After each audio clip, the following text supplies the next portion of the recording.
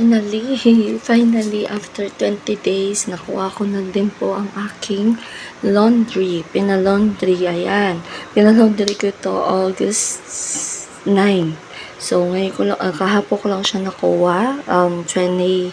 Ayan o, ngayon ko na po siya nakuha dahil gagamitin ko nga dahil wala na po ako masusuot.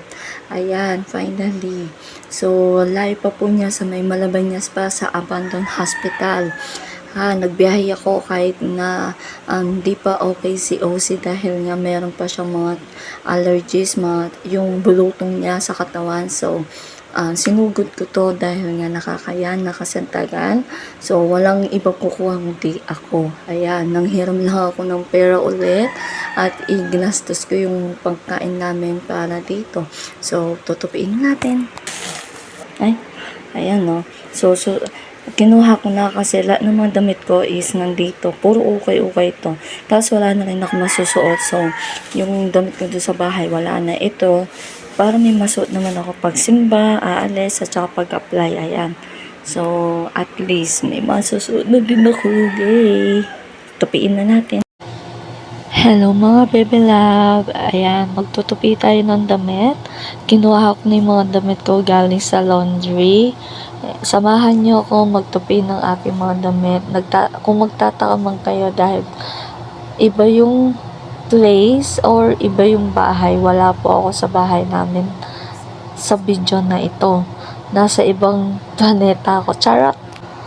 Anyways, kinuha ko nga pala itong laundry na ito sa Malabañas sa lugar namin. And kasama ko yung aking anak. Kahit na may sakit pa yung anak ko dahil nga 2 weeks na naka-stay itong laundry ko sa laundry shop.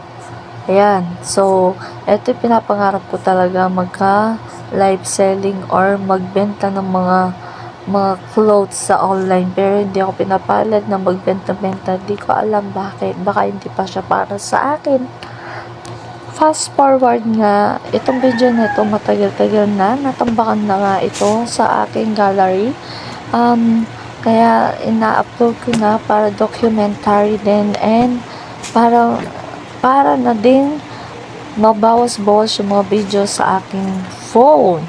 Yan. So, kung nakikita nyo dito, mapahit-pahit pa ako. Pero ngayon, di ko alam kung ano nang itsura ko. At kami lang dalawa ng aking anak dito. And dito ko na nga tinatapos ang aking video. Bye!